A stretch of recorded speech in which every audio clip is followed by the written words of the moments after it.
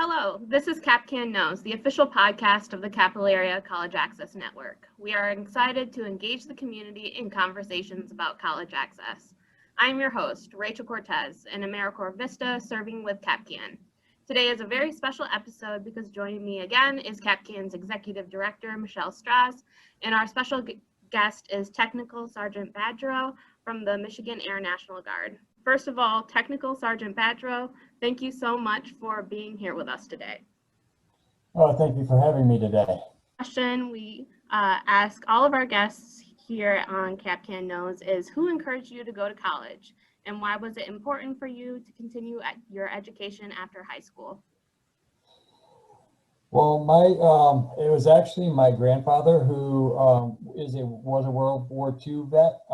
He partook in the GI Bill after World War II that was enacted, and got his college education, who then pushed it to my dad and my uncle, who were both veterans. They continued on their education. My dad,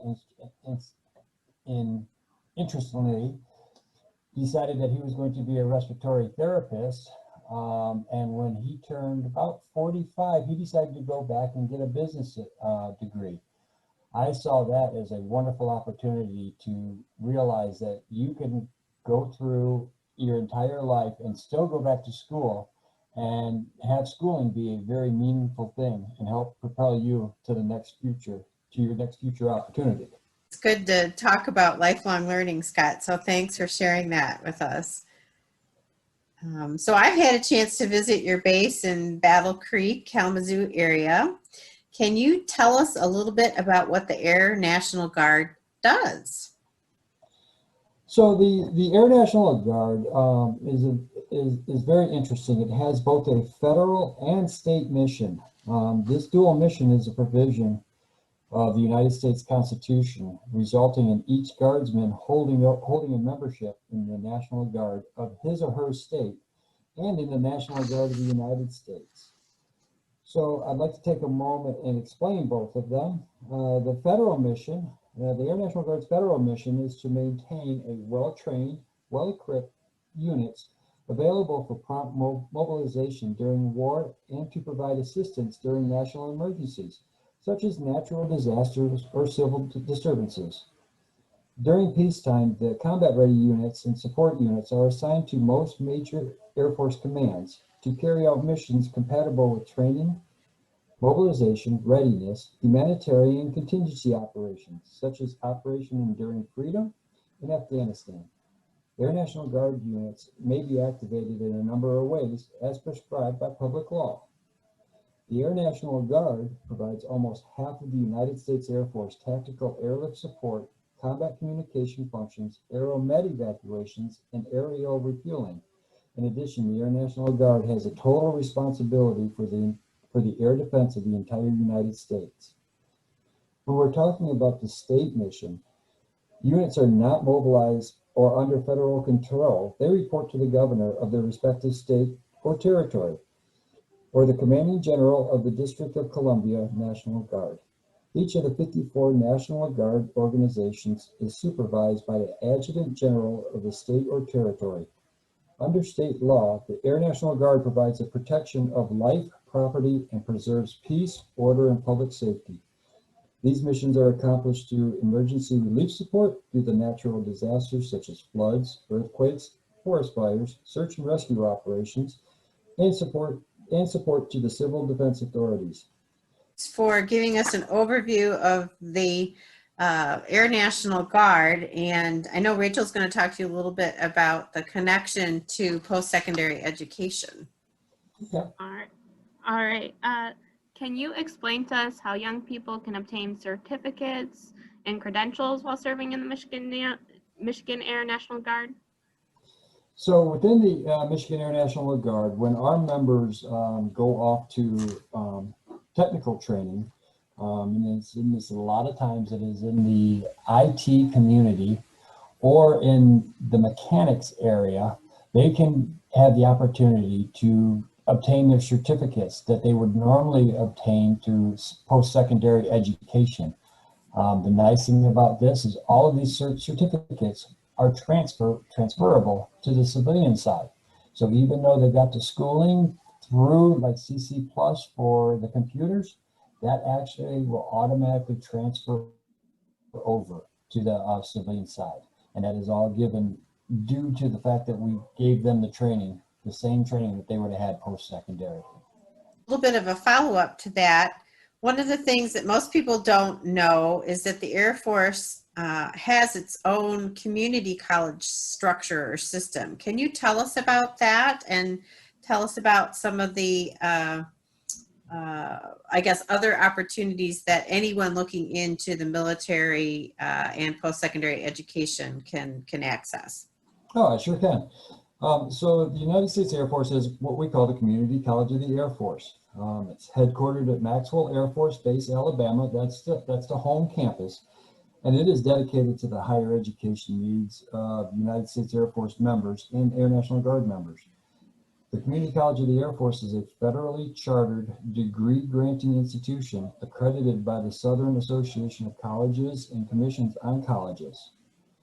The CCAF helps airmen achieve their academic goals by using on-the-job training and traditional education programs as part of a flexible degree program that grants military members an associate degree in applied science.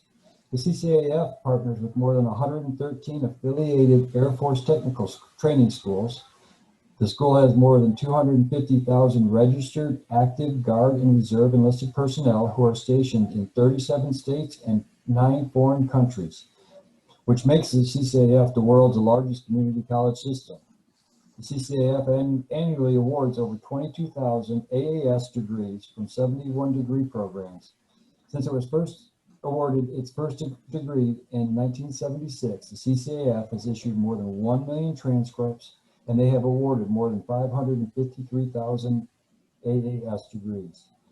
Now, you are automatically enrolled when you go off to technical training. After basic training, you're automatically enrolled into the CCAF. There is nothing that the member has to do. And the best part about this is that the tuition costs for CCAF degrees are literally zero, because where you get all your training from is technical training, professional military degree, credit by examination through a CLEP or Dante's, and college classes, transfer credit, or taken after you enlist. The only tuition you have to pay is for civilian college classes you take to satisfy your part of the degree, which can be covered underneath the mean stat, which I believe we are going to talk about that in a few. Yeah. So let me ask a quick follow-up question, Scott. Do other branches of the military have similar programs? We are the United States Air Force, to include the Air Force Reserve and Air National Guard, are the only member that has a community college associated with us. Okay. So for people who typically think of like the Air Force ROTC, this would be the community college equivalent potentially of an option for post-secondary education while you are enlisted in the Air Force or are a member of the Guard, correct? That is correct. The ROTC program is designed to develop Air Force officers, and this is the way that we can help the enlisted members get that post-secondary education, so for their future after they leave the military. Mm-hmm. Great. Well, I think that's probably one of the biggest misnomers that I have learned as I have come to better understand what the Air National Guard offers. So we want to let people know that this is a viable option for post-secondary education and a military experience all at the same time. Rachel, go ahead and ask your next question. Yeah. So what type of funding do members of the Michigan Air National Guard receive for college, and do they offer any student loan repayment? So within the Michigan Air National Guard, there's a couple different funding ways that we go. So the first one that is most commonly known is the GI Bill, which is an overarching name that they've placed over it, where there's a couple different chapters within it. two chapters that we'll talk about is the chapter 1606, which all members of the Air National Guard are eligible for this program. What this does is it's paid directly to the member, and it's $392 for a full-time student or $195 for a part-time student. And it can vary in between there, just depending on how many classes they're taking. Now, these funds can be used for books, food, gas to get back and forth, and every member can get it. We also have what's called the GI Bill Kicker, which is available to members enlisting or re-enlisting into incentive career fields only, meaning they have a bonus. We have a huge need to fill this role. So with that, they will pay out $350 a month full-time or $175 part-time per month to the member. In addition to that, we have the new main staff tuition reimbursement program, which is now $14,000 a year. How that works is that the student will apply for a student loan, and then it is reimbursed after they enroll and obtain a C average or above. Scott, you and I have talked about quite a bit is career exploration of students. And we all work with our young people in high school, and many of them don't know what careers are out there. They only know what they know, either based upon their personal experience in their families or out in the community. So one of the things that the military offers is something called the ASVAB. And what is it and how do you use it to help identify opportunities that young people might be interested in for a career within the Air National Guard? Okay, so there's a couple ways we look at the ASVAB. So if it's just the military and military only, that is how we qualify people. What they do is they'll go to, and what the ASVAB is called is the Armed Forces Vocational Aptitude Battery Test. And it's taken at the Military Entrance Processing Station.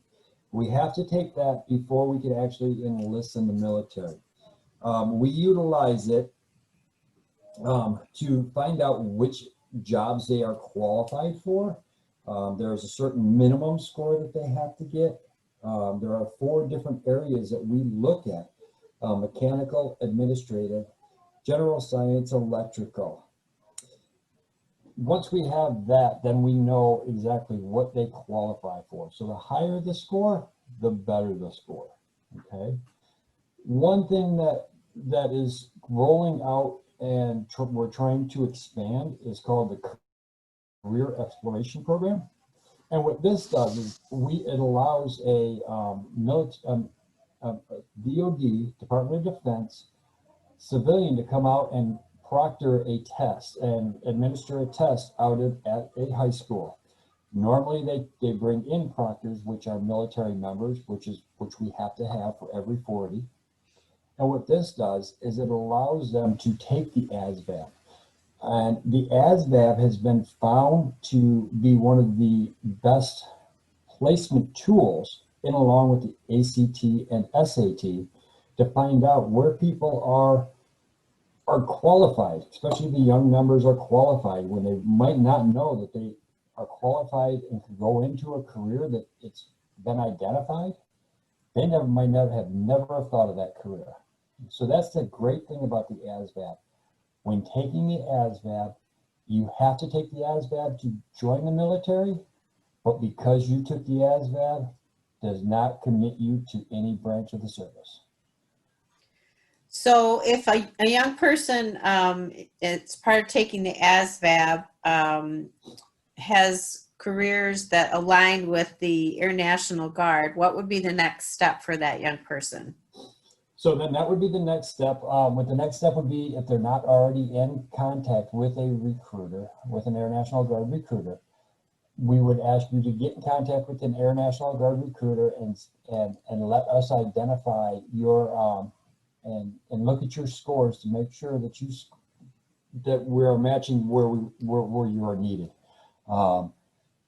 Then we take the next step after that would be, if they didn't take the ASVAB at the military entrance processing station. We would send them to the military entrance and processing station for a physical. And that is a head to toe physical to make sure that they are medically qualified to join military services. After we get those two together, then that's when we actually will do the job counseling and make sure that the fit is what the member actually wants.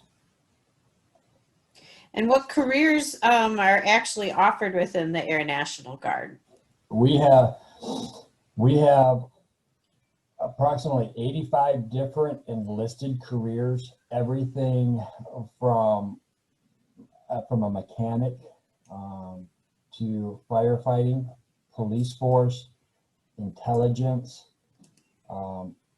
supply, personnel, medical, computers. We have a huge need for computers. As we all know now, computers, we need to run our lives through computers is where we're at now. And the Air National Guard relies heavily on computer support. So a lot of your members don't necessarily go out of the country to do their service. Can you talk a little bit about what options there are for placements and locations, I guess, in and outside the country? Sure. So for out of country, it would be one of our territories, Guam or Puerto Rico. Or you would actually reside in your state. The neat thing about the Air National Guard is that you are serving your state as a member of the Air National Guard. If you decide to move or have an opportunity to move out of state, there is an Air National Guard base in that state. You do have the ability to change where you're located. The Air National Guard does not move people. It is not the active duty. We won't move just up and move you to another state because you decided to enlist within the state of Michigan, for example, and that is where you're going to be for your entire career, if you so choose. Mm-hmm. So all of the programs career programs, I guess, that you talked about actually have great alignment for the civilian world. So, what is some of the things that your members do in the civilian world for their careers? I'll use computers. I'll use two examples, computers and our security forces.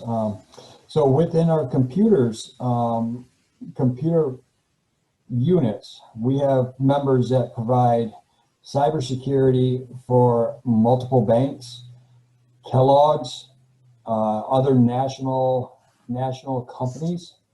We also have members that perform basic help desk help at large corporations. They are the ones that are providing the infrastructure of setting up computer networks. They get the knowledge with the Air National Guard, and then they take that out into the civilian world. For our police force, we have multiple agencies covered. We have state police, we have multiple county police, and we also have city police. So if a young member gets fully qualified and they want to become a police officer in the state of Michigan, the opportunities that when they come to drill, they might have one of their sergeants or one of their fellow airmen say, hey, look, we're hiring right now. Why don't you put your application in? So it's just another tool in the toolbox to help our members throughout the community. Yeah, I think this really a great opportunity for people to see that there's chances for simultaneous work and school and paying for continuing your education even after you might get your initial degree because of the service that you do as a member of the Air National Guard. Right. Yep. Oh, Scott, we have spent lots of time together hanging out at college and career fairs. So tell us a little bit about why you like working with CAPCAN.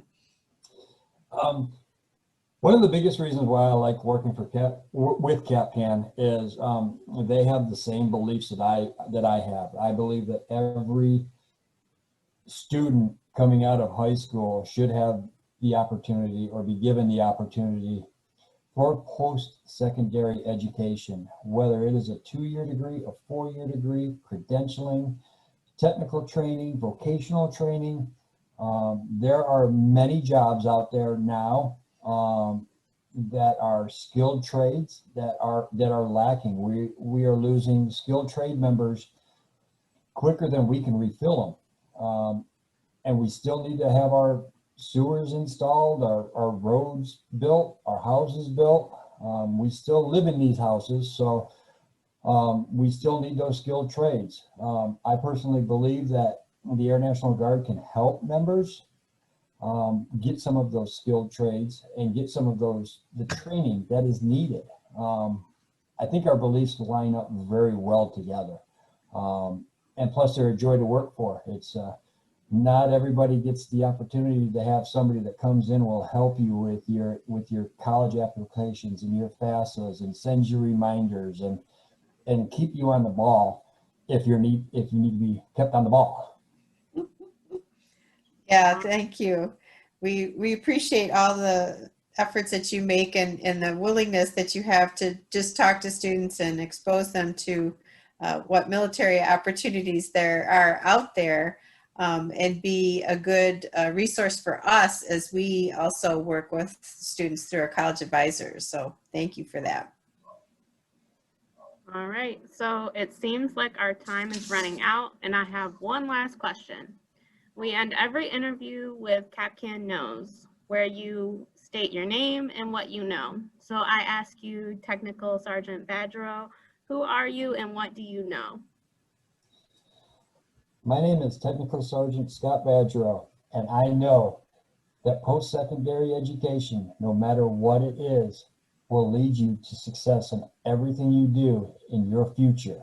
Time that we have for today, I want to thank Technical Sergeant Badgero for coming on the podcast to chat with Michelle and I. And I thank you guys for having me. All right. For more information on CapCan, please be sure to follow us on Facebook, Twitter, or Instagram.